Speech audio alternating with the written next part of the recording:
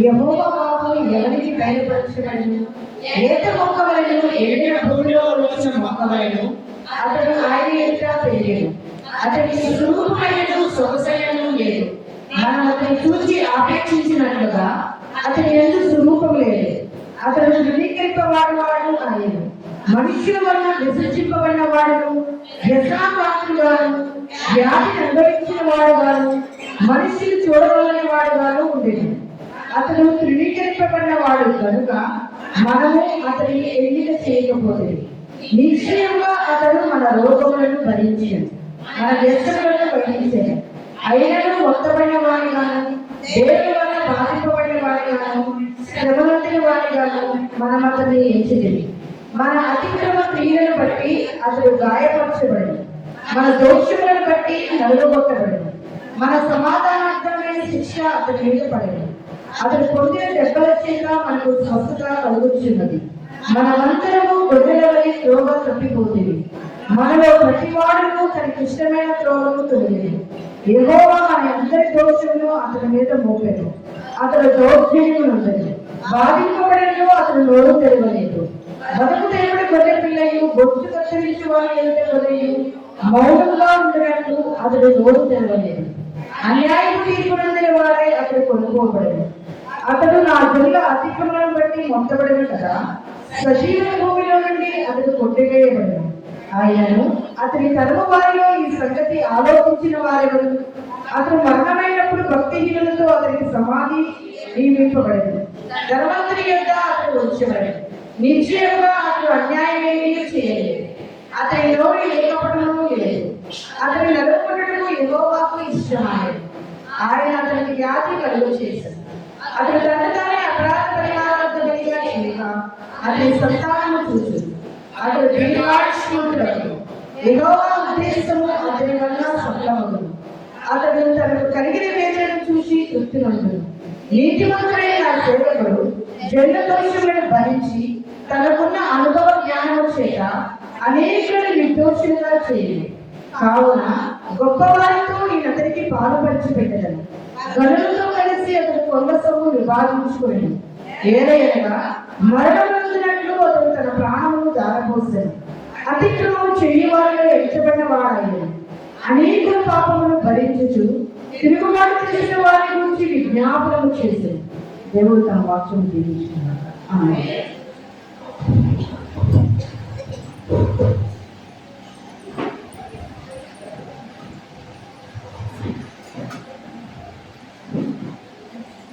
దేవుడికి వందనాలు. చదివా కొత్త గంధంలో వాడేది రాణి అయితే ఇక్కడ చెప్పేస్తుంది, రేపు చెప్పాలి స్వామి. చాలా సంతోషం. అలా చెప్పడం వల్ల మనకు వాక్యం పరిచయం. అలా చదవండి, అలా చెప్పండి, దేవుడు మనం దీవిస్తాడు. మనము లెంట్ ఆరాధనలో ఉన్నాం. దేవుడికి మనల్ని మనం సమర్పించుకుంటాం. అంతే కదా, దేవుడికి మనల్ని మనం సమర్పించుకుంటాం. యేసు క్రీస్తు వారు తన ప్రాణాన్ని తండ్రికి సమర్పించాడు. తండ్రి, నా ఆత్మను నీ చేతికి అప్పగించుతున్నాను. ఏదైనా తండ్రి చిత్తమే అంటాడు. తండ్రి చిత్తానికి లోపడ్డాడు. తండ్రి చిత్తాన్ని నెరవేర్చాడు.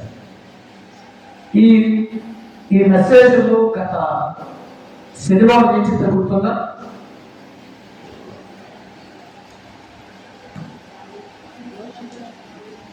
చెప్పు.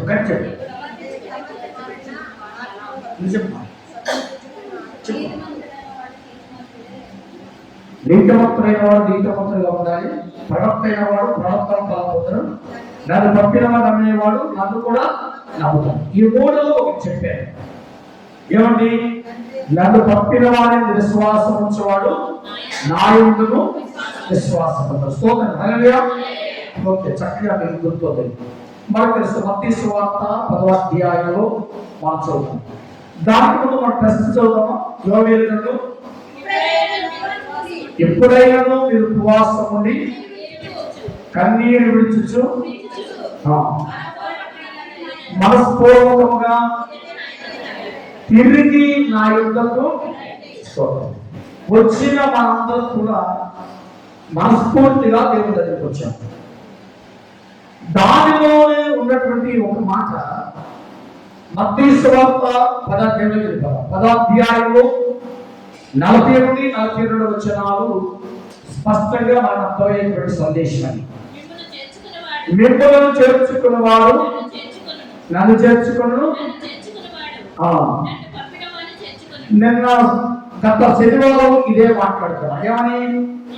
నన్ను చేర్చుకున్నవాడు నన్ను పంపిన వాడిని చేర్చుకున్నాడు. లేకపోతే నన్ను పంపిన వాడిని చేర్చుకున్నవాడు అంటే ఆయన రాలేదు కనుక యేసు వచ్చాడు కనుక యేసు చెప్పిన మాట ఏంటి? నన్ను చేర్చుకుంటే నన్ను పంపిన వాడిని. దానికి ఒక ఉదాహరణ చెప్పాను. నాకేదైనా అవసరం అయ్యి మీ పిల్లడిని లేదా మా పిల్లడిని పంపించాను అనుకోండి, నేను అడిగింది మా పిల్లడికి ఇచ్చి పంపిస్తే ఎవరికి చెడ్డది? అమ్మ ఒక 1000 రూపాయలు పంపించు అన్నా. నేను మా అబ్బాయిని పంపించా, 1000 రూపాయలు ఇచ్చావు. ఇప్పుడు మా అబ్బాయికి ఇచ్చావా నాకు ఇచ్చావా?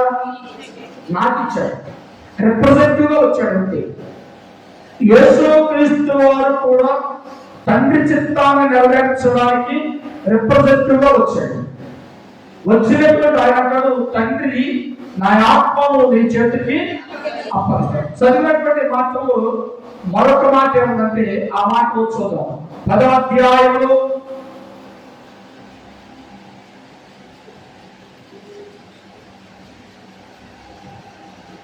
3వ విషయం చదవండి. 41వ వచనం.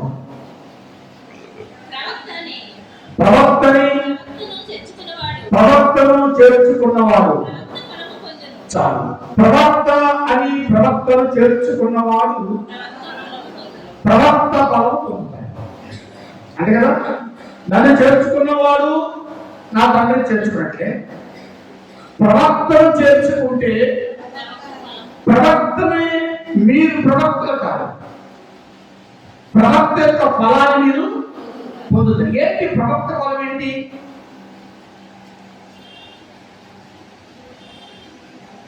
నా పేరుతో ఇప్పుడు చన్నీళ్ళు ఇస్తే పరలోకమందు మీకు ఫలము కలుగుతుంది. అంటే ప్రవక్తను చేర్చుకుంటే మీకు ప్రతిఫలం కలుగుతుంది. జనరల్ గా చెప్తున్నాను. ఇది పోస్టర్, ఇది లైవ్ లో మంచి మాట, ఇది చెడ్డ మాట కాదు. దేవునికి మీరు కానుకలు ఇస్తా ఉంటారు, దశభాగాలు ఇస్తా ఉంటారు, కొత్త కానుకలు ఇస్తా ఉంటారు, ఇవన్నీ జరుగుతూ ఉంటాయి. కానీ ప్రవక్త సేవకుడు మీ ఇంటికి వస్తాడు. మీరు కూడా ఏమిస్తారు? ప్రవక్త కూడా ఏమిస్తారు? చెప్పరమ్మా, కానుక ఇస్తారు. ప్రవక్త కూడా ప్రవక్త సేవకుడు ఏమిస్తున్నారు?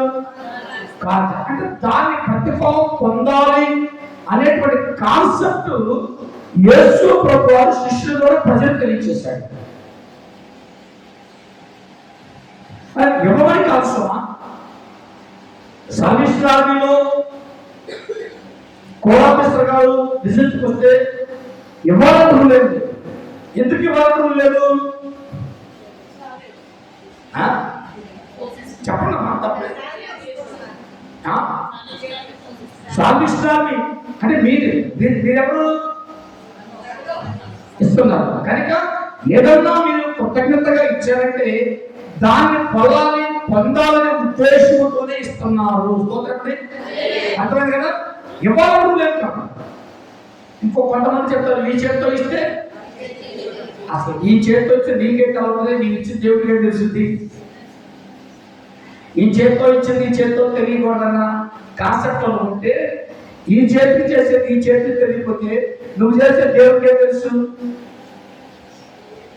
ఈ చేతితో ఇచ్చింది ఈ చేతితో తెలియకపోతే సేవకుడికి ఏం తెలుసు? సేవకుడి కోసం ప్రార్థన చేస్తాడు. సరే, అదంతా పక్కన పెడతాం. ఇప్పుడు క్రీస్తుకు ప్రతినిధులుగా క్రీస్తు స్వీకరించాలి అంటే ప్రవక్తలు నమ్మినవాడు లేదా ప్రవక్తలు చేర్చుకున్నవాడు ప్రవక్త యొక్క ప్రతిఫలాన్ని పొందుతాడు. నేను ఆదివారం ఇదే విషయం చెప్పాను. ఎవరి గురించి మాట్లాడాను? ఎవరి గురించి మాట్లాడాను? పౌలు గారి గురించి మాట్లాడాను. పౌలు గారు ఎక్కడ ఎవరైతే పౌలు గారు చేర్చుకున్నారో వారి నిమిత్తం పౌలు గారు విస్తారమైనటువంటి ప్రార్థన చేశాడు. వారిని బలవంతులుగా చేశాడు, వారిని శక్తివంతులుగా చేశాడు. అలాంటి పరిస్థితుల్లో మనం ప్రవక్తను చేర్చుకోవాలి. పురాణం చెప్పండి, యేసుక్రీస్తును కూడా యూదులు ఈనాటికి ఎవరు నమ్ముతున్నారు?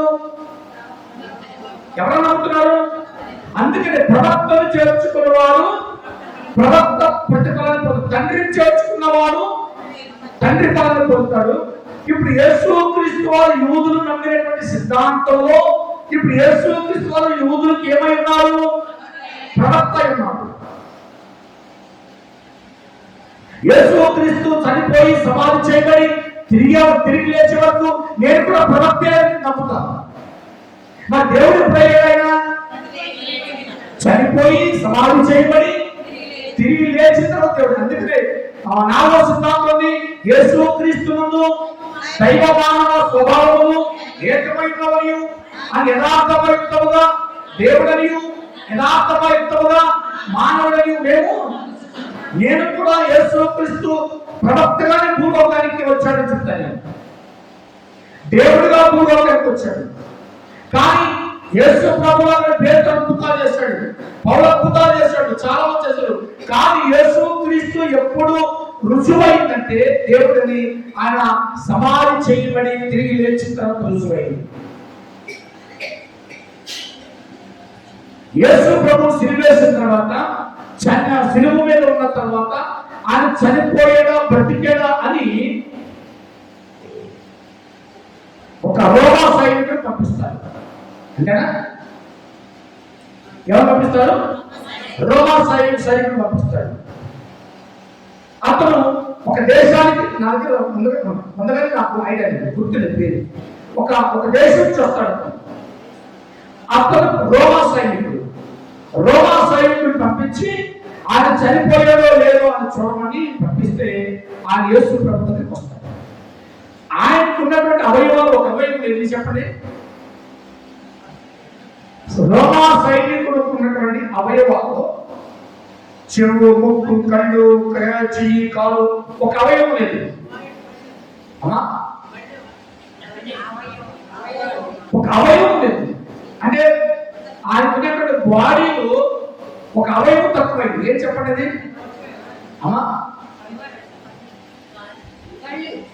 కళ్ళు. అతనికి ఒక కన్ను గుడ్డి కన్ను. అతనికి గుడ్డు కన్ను అవటం వల్ల ఆ గుడ్డు కన్ను ఉన్నటువంటి రోమా సైనికుడు యేసు ప్రభువు పొడిచిన వెంటనే రక్తము నీరుగా మారి ఆ నీరు కళ్ళెక్కబడి కళ్ళలో పడిన వెంటనే అతను చూపులు పొందుతాడు. హల్లెలూయా. అక్కడ అతను పశ్చాత్తాపంలోకి వస్తాడు. పేరు నేను సర్దించాను. ఎప్పుడైతే నీరు రక్తముగా మారి రక్తము నీరుగా మారి చెంది కళ్ళలో పట్టి ఆ కళ్ళు అతనికి ఏమవుతుంది? అప్పుడు పశ్చాత్తాపం. అంటే ప్రవక్తను నమ్మినా, క్రీస్తు నమ్మినా, బోధకుడు నమ్మినా, ఎవరిని నమ్మినా సరే నువ్వు ఆ ప్రవక్త యొక్క ఫలాన్ని నువ్వు పొందుతావు. స్తోత్రమండి. హల్లెలూయా. యెరూషలేములో ఉన్నవారు, బంధించబడినటువంటి వారు, యెరూషలేములకు ఎవరు ఉన్నారు అనేటువంటి ప్రతినిధులు మనం జ్ఞాపకం చేసుకుంటే అది ఎవరైనా కావచ్చు, శిష్యులు కావచ్చు, సేవకులు కావచ్చు, విశ్వాసులు కావచ్చు, మరెవరైనా కావచ్చు. అయితే ఈ భాగంలో యెరూషలేములో క్రైస్తవ సంఘము దేవుని కూడా ప్రతిష్ఠించబడాలి. అక్కడ సువార్త బోధించిన వారందరూ కూడా యెరూషలేము యొక్క ఫలాన్ని వారు పొందారు. యెరూషలేమా ప్రవక్తలను చంపుతానా, కోడి తన రెక్కల కింద పిల్లలు ఎలా దాచుకుందో నేను దాచుకున్నాను, అయినా మీరు నా ఏం చేస్తున్నారు? తిరుగుబాటు చేస్తున్నారు. యెరూషలేములో ప్రవక్తను చేర్చుకోరా. యెరూషలేములో ప్రవక్తకు అన్యాయం జరిగింది. యెరూషలేములో ప్రవక్తకు జరిగింది? యెరూషలేము ప్రవక్తకు రాళ్ళు ఉన్నారు, యెరూషలేము ప్రవక్తకు ఉమ్ము వేశారు.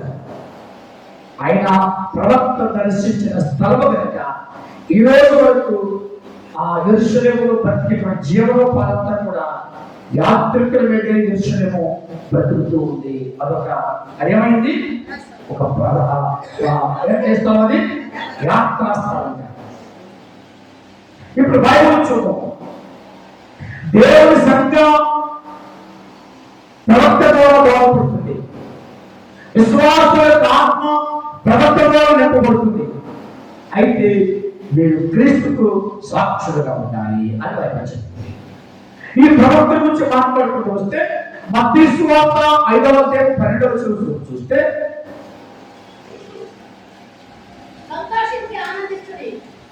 సంతోషించండి, ఆనందించండి,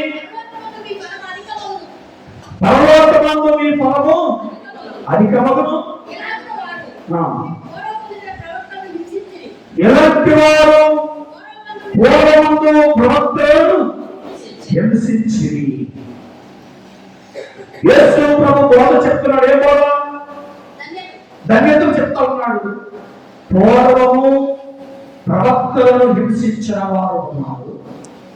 ఎప్పుడు కూడా ప్రవక్తలను హింసించేవారు ఎప్పుడు ఉంటారు. ఇది సమాజం, ఇది లోకం. అందుకనే ఈ ప్రవక్తల గురించి మాట్లాడుతుంటే నిజాయితీ కోసము, క్రీస్తు కోసము హింసించబడ్డ వీరు ధన్యులు అంటాడు. అక్కడ ఏమంటాడు?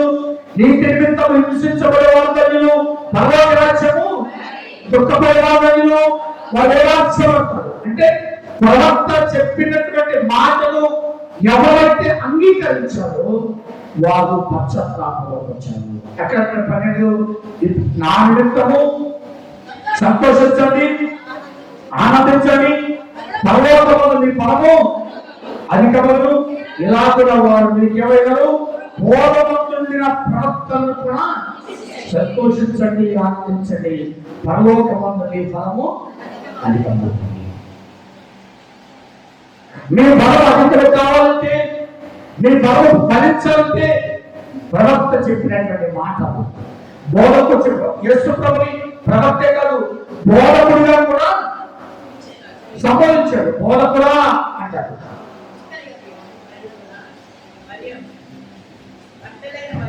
ఏమంటారు? యేసు ప్రభుని ఎట్లా సంబోధించాడు? దేవుడిగా సంబోధించాడు, ప్రవక్తగా సంబోధించాడు, తర్వాత బోధకుడిగా సంబోధించారు.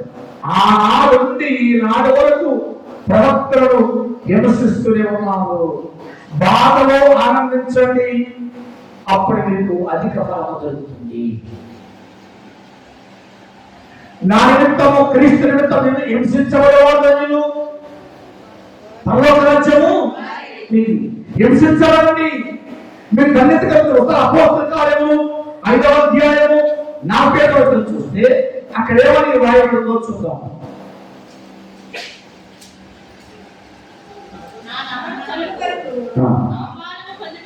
నా నామము కొరకు అవమానము పొందుటకు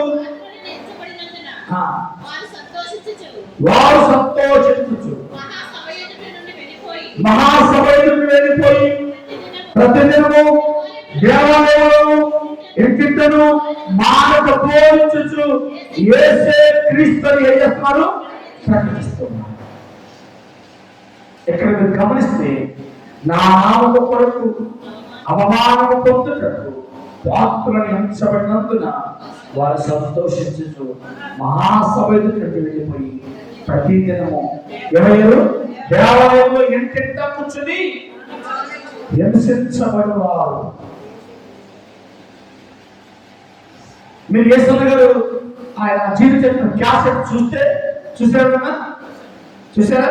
చూస్తే ఒక ఇంట్లో వెళ్తాడని భోజనానికి, మంచి వయసులో, చిన్న వయసులో ఒక ఇంట్లో వెళ్తే ఒక తల్లి కింద కూర్చోబెట్టి ఏం చేస్తుంది? భోజనం పెడుతుంది. ఈరోజు వాళ్ళ హస్బెండ్ వస్తాడు, ముసలాడు వస్తాడు, కానీ నీకు సిగ్గు లేదు, పెట్టే నీకు సిగ్గు లేదు, తినే ఆయనకి సిగ్గు లేదు అని అన్నంలో తుప్పుకుని వస్తాడు. చూసారు మీరు? హింసించబడ్డ ఆయన ఈరోజు ఆంధ్రప్రదేశ్లో అనేక దేశాల్లో అనేక రాష్ట్రాల్లో బలమైన పనిముట్టుగా మాట్లాడాడు. స్తోత్రపడి ముసలపడి ఈరోజు గోడకుల ఆరాధనలు అయిపోయి కొన్నాయా 5% 4% పెద్ద ఎడారిలో తింటాం. ఆ మాట అదే మాట. ఏ మాట తెలుసా మాట? వారు నా నామము కొరకు అవమానం పొందుటకు పాత్రులని ఎంచబడ్డారు. అంటే ప్రవక్తలు హింసించబడ్డారు, ఆ ప్రవక్తలే బలాన్ని పొందారు. ప్రవక్తలు ప్రేమించిన వారు హింసించబడ్డారు, యేసుక్రీస్తును ప్రేమించిన వారు హింసించబడ్డారు, వారు ఫలాన్ని పొందారు. సర్వలోకానికి వెళ్ళండి, సర్వ సృష్టికి సువార్తను ప్రకటించండి. మొదటి యోహాను పత్రిక 2వ అధ్యాయము 1వ వచనం.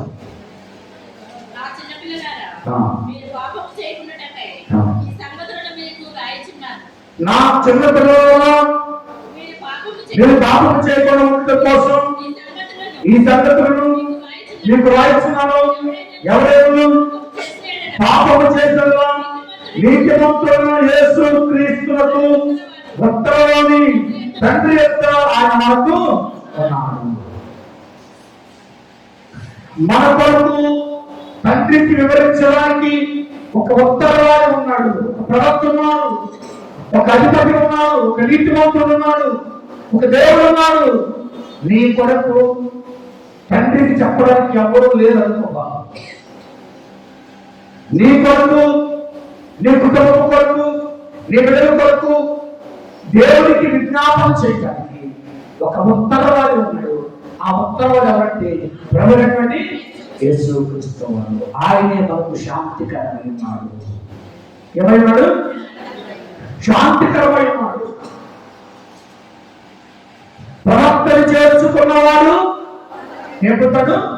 ప్రవక్త యేసుక్రీస్తును చేర్చుకుంటే, యేసుక్రీస్తుని నువ్వు దేవుడిగా చేర్చుకుంటే నీ కొరకు విజ్ఞాపన చేయడానికి నా ప్రవక్త ఉన్నాడు, నా దేవుడు ఉన్నాడు అని నువ్వు ధైర్యంగా ఉంటావు. అది చిన్నపిల్లలారా మీరు పాపము చేయకుండా ఉండటంటే ఈ సంగతులు మీకు తెలియచేస్తున్నాను. మీరు పాపము చేసేలా నీతిమంతులకు క్రీస్తు ఆ ఉత్తరవాది మీ పక్షంలో ఉన్నాడు. మీరు పాపం చేస్తే పాపాన్ని తుడిచివేయడానికి నీకు ఉత్తరవాది ఉన్నాడు. మీరు దోషం చేస్తే దోషాన్ని క్షమించడానికి నీకు ఉత్తరవాది ఉన్నాడు. మీరు నేరం చేస్తే మీ నేరంలో కొట్టేయడానికి ఒక ఉత్తరవాది ఉన్నాడు. ఎవరు లేని వారు కాదు. అదే యేసు ప్రభు శిష్యులు అన్నాడు, అన్నీ ఉండి కూడా ఏమన్నాడు? అన్నీ ఉండి కూడా మేము ఏమి లేని వారు ఉన్నాం. భయపడబాకండి, పరలోకమందు మీ ఫలము అధికం. నువ్వు ఎవరు చేర్చుకుంటున్నావు, ఎవరు చేర్చుకుంటే నీకు ప్రతిఫలం దొరుకుతుందో అనే సత్యాన్ని నువ్వు గ్రహించాలి. చేర్చుకోవాలని చేర్చుకుంటే కీడు జరుగుతుంది. లోతు ఎవరు చేర్చుకోకూడదు వాడిని చేర్చుకున్నాడు. లోతు పడినటువంటి ఇబ్బంది మనకి తెలుసు. ఆతిథ్యం ఇచ్చాడు, లోపల తీసుకువెళ్ళాడు. అయితే వారితో కూడా పాపం వచ్చిందన్న సంగతి ఎవరు తెలియదు? లోతు తెలియదు. ఒకసారి ఆయన చూద్దాం. మొదటి కొరింథీ పత్రిక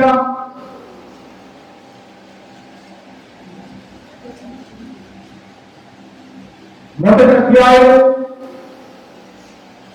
26, 27 వచనాలు.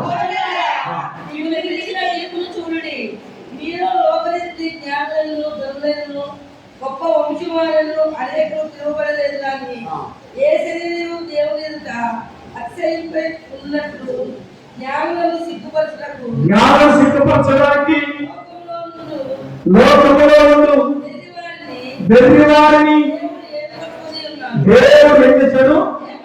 ఏర్పాటు బలవంతులైన వారిని సిగ్గుపరచుటకు లోకంలో బలహీనమైన వారిని ఏర్పాటు చేసుకున్నాడు. ఎన్నికలైన వారిని వ్యక్తం చేయడానికి, నీచులైన తృణీకరించబడిన వారిని, ఎన్నికలైన వారిని దేవుడు అయితే ఆయన మూలమున మీరు ఏమైనారు? క్రీస్తు యేసునందున్నారు. స్తోత్రం. హల్లెలూయా. ప్రవక్తను చేర్చుకుంటే క్రీస్తులో ఉన్నారు, దేవుడు చేర్చుకుంటే క్రీస్తులో ఉన్నారు. మీరు ఎలాంటి వారు అంటే ఇక్కడ పౌలు గారు మాట్లాడుతున్నాడు, మీరు బలవంతులు కావాలంటే బలవంతులు అవ్వాలి. బలవంతులు అవ్వాలంటే బలహీనులైన వారిని బలవంతులుగా చేస్తాడు. అంటే బలహీనులైన వారు బలవంతులు అవ్వాలంటే బలవంతులైన వారు దేవుడు చేయాలి, సిగ్గుపరచాలి. అంటే కదా సిగ్గుపరచాలి.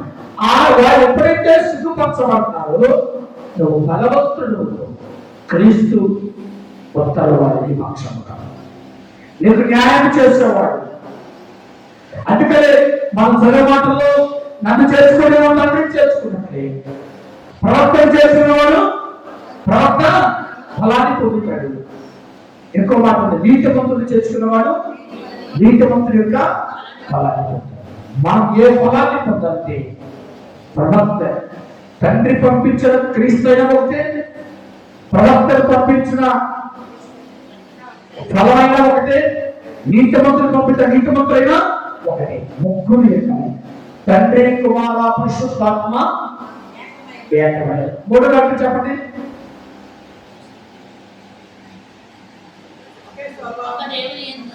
చెప్పండి, స్టార్ట్ చేయండి. ఒక్క దేవుని యందు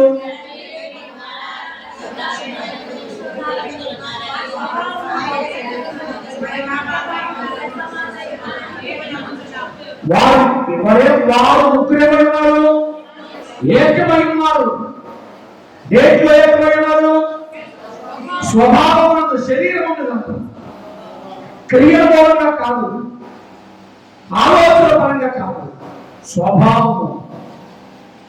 స్వభావము నందు ఏకమై. మనం కూడా కదా ఎలా స్వభావమే సార్, ఎలా అమ్మ స్వభావమే సార్, ఎలా అక్క స్వభావం సార్, యథార్థ స్వభావం. స్వభావమునందు ఏకమై ఉన్నారు. ఎవరు? కుమారుడు, ప్రవక్త, నీతిమంతుడు. మూడు ఒకే ప్రయోజనాలు కలిగిన వ్యక్తి ఎవరు? ప్రయోజనటువంటి యేసుక్రీస్తు. యేసుక్రీస్తు వారు మనం అంగీకరిస్తున్నాం, యేసుక్రీస్తు వారు మనం వెంబడిస్తున్నాం. నన్ను చూసిన వాడు నా తండ్రిని చూసినాడు. తండ్రిని చూసిన మనము క్రీస్తుని చూస్తున్నాం. మన కొరకు సిలువబడిన క్రీస్తుని మనం వెంబడిస్తున్నాం. పౌలు అంటాడు, మేము ఎవరు వెంబడిస్తున్నామో తెలుసా? సిలువ వేయబడిన క్రీస్తుని వెంబడిస్తున్నాం. క్రీస్తుని వెంబడిస్తే పశ్చాత్తాపం కలిగి, ఆ పశ్చాత్తాపంలో ఆ రెండోలో ముందు కట్టు కోరుకుంటూ ఈ మాటను తెలియజేస్తున్నాను. ఈ లెంటారాధనలు దేవుని ఆశీర్వాదాలు ఎక్కువ సమృద్ధిగా కలుగునుగాక. ఆమె ప్రార్థన చేసుకుందాం. ప్రార్థనతో కార్యక్రమాన్ని ముగించుకుందాం. ప్రార్థన.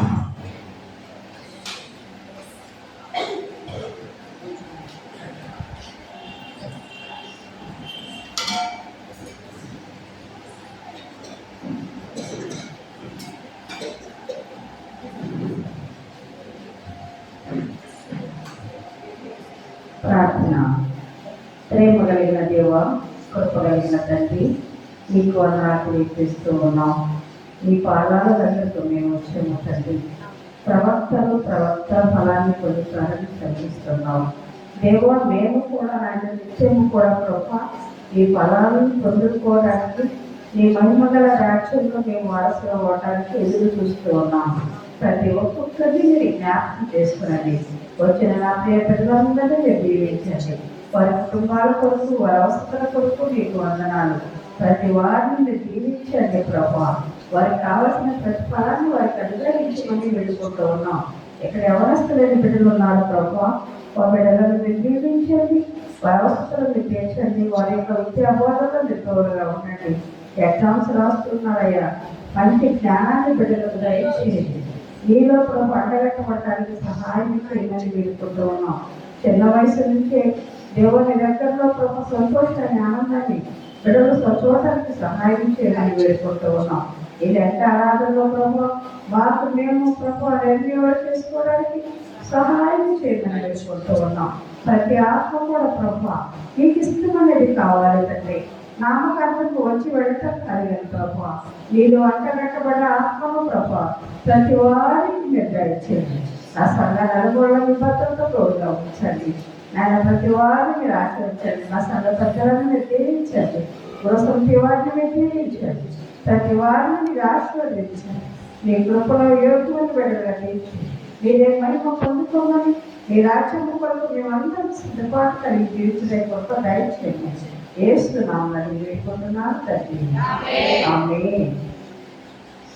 మన తండ్రి అయిన దేవుని ప్రేమ, కుమారుడైన యేసుక్రీస్తు కృప, పరిశుద్ధాత్మ నిత్య సహవాసం సదా అందరికీ తోడే కాపాడుగాక. ఆమేన్, ఆమేన్, ఆమేన్. హల్లెలూయా. ఆమె అందరికీ